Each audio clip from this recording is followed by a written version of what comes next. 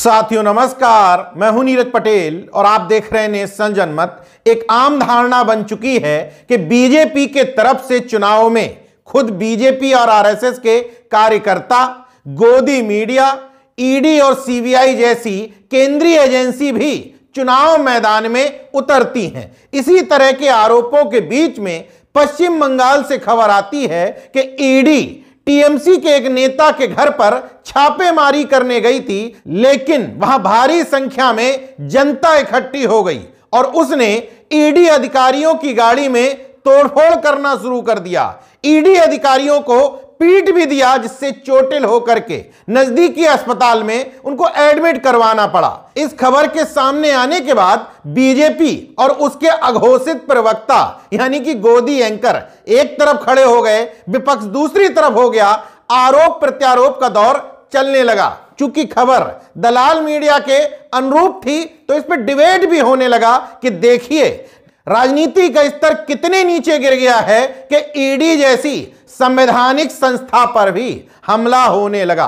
पूरी घटना पर विस्तार से चर्चा करेंगे, लेकिन पहले गोदी मीडिया जिस नैतिकता की बात कर रही है उस नैतिकता की बात कम से कम मोदी सरकार में ईडी और सीबीआई जैसी एजेंसी के लिए करना बेईमानी ही साबित होगा। यह पहली घटना नहीं है। इससे पहले राजस्थान में भी ईडी के एक अधिकारी को घूस लेते पकड़ा गया था। तमिलनाडु में ईडी के अधिकारी को कई किलोमीटर दौड़ा करके गिरफ्तार किया था। ईडी और स्थानीय पुलिस आमने सामने आ गई थी। अब पश्चिम बंगाल में ईडी और पुलिस आमने सामने है। ईडी का आरोप है कि स्थानीय पुलिस ने जिम्मेदारी नहीं निभाई। पश्चिम बंगाल पुलिस का कहना है कि ईडी ने हमसे सहयोग मांगा ही नहीं, बिना बताए केंद्रीय पुलिस बलों को लेकर के छापेमारी करने चली गई। बहरहाल इन सब आरोपों में कौन सही बोल रहा है, कौन गलत, ये मैं नहीं कह सकता, लेकिन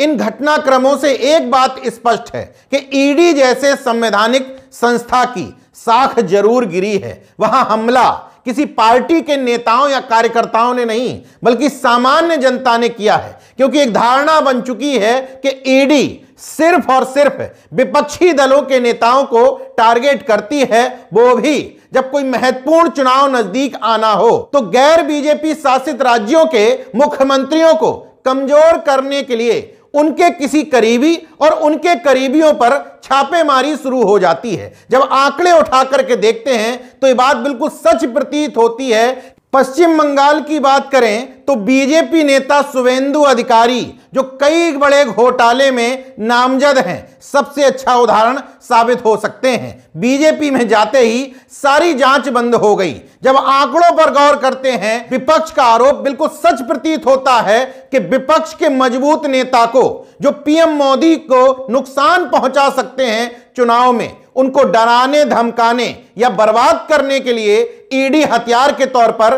प्रयोग की जा रही है। ईडी ने एक आंकड़े जारी किए थे, लेकिन बड़ी चतुराई से उसमें खेल कर ले गई। उसने अपने कन्विक्शन रेट यानी कि दोष सिद्धि मामलों में हेरफेर करके उनको 96% बता दिया था। जबकि गौर करें अगर ईडी के दिए ही आंकड़ों पर, तो वो बताते हैं कि सन 2005 से लेकर 2023 तक तकरीबन 5,906 मामले ईडी ने दर्ज किए। उनमें से 1,142 मामलों में जांच पूरी करके आरोप पत्र दाखिल किए। उनमें से महज 25 मामले ईडी द्वारा पूरी तरीके से निपटाए जा सके, जिनका प्रतिशत बनता है 0.42%। विपक्ष के आरोपों पर ईडी सफाई देती है कि महज 176 मामले ऐसे हैं जो नेताओं पर चल रहे हैं, लेकिन यह छुपा जाती है कि 176 में तकरीबन 85% मामले यानी कि 149 मामले ऐसे हैं जो विपक्षी नेताओं पर चल रहे हैं। 2014 के बाद से अगर देखें तो 121 मामले नेताओं पर दर्ज किए गए, उनमें से 115 मामले विपक्ष के बड़े बड़े नेताओं पर। मतलब जब जिसकी चाबी उमेटना हुई, जब जिसको दबाना हुआ, जिसको नुकसान पहुंचाना हुआ, अपने चक्रव्यूह में फंसाना हुआ, तब ईडी का इस्तेमाल कर लिया गया। इस्तेमाल शब्द इसलिए कह रहा हूं कि इस कन्विक्शन रेट जो 0.42% है, इस पर केंद्र सरकार को आपत्ति क्यों नहीं? क्योंकि केंद्र सरकार का मकसद यह है ही नहीं कि आप कितने मामलों में दोष सिद्धि कर पाते हैं, कितने मामलों में जांच पूरी करते हैं। मकसद सिर्फ इतना है, जितनी चाबी घुमाएं, जिस नेता की ओर घुमाएं, उसको दबोच लीजिए, पकड़ लीजिए, चुनाव से डिस्टर्ब कर दीजिए, जेल में ठूंस दीजिए, ताकि विपक्ष में कोई बोलने वाली मजबूत आवाज रहे ही नहीं। मौजूदा समय में अगर देखें तो पश्चिम बंगाल में अकेले ममता बनर्जी को कमजोर करने के लिए उनके 11 नेताओं पर ईडी सीबीआई की जांच चल रही है। उनमें से कई विधायक और मंत्रियों को जेल में भी डाल दिया गया है। और अगर संपूर्ण विपक्ष में आप नजर दौड़ाइए तो बड़े बड़े नेता ईडी की रडार पर हैं और जेल जाने की कगार पर हैं। निश्चित तौर पर इन सब मामलों में एक एंगल भ्रष्टाचार का तो बनता है। दूध के धुले तो नहीं है, लेकिन दूध के धुले किसी भी पार्टी के नेता नहीं है। ईडी और सीबीआई का इतना बेजा इस्तेमाल इससे पहले शायद कभी ही हुआ होगा।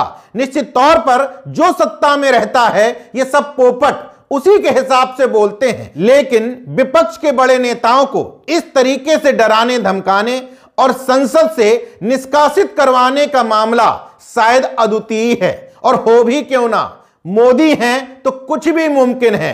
हालांकि नेशनल जनमत पश्चिम बंगाल की घटना को किसी भी तौर पर सही नहीं मानती, लेकिन असली खेल नियत का है। अगर कहा जाए कि ईडी जिस टीएमसी नेता शाहजहां शेख के घर पर दबिश देने गई थी, क्या वो पाक साफ हैं? कतई नहीं है। लेकिन मामला नियत का ही है।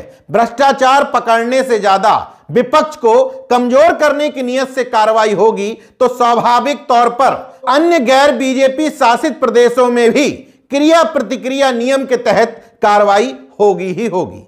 देखते रहिए नेशनल जनमत, जागरूक और सजग बने रहिए। जय विज्ञान, जय संविधान, जय लोकतंत्र। धन्यवाद।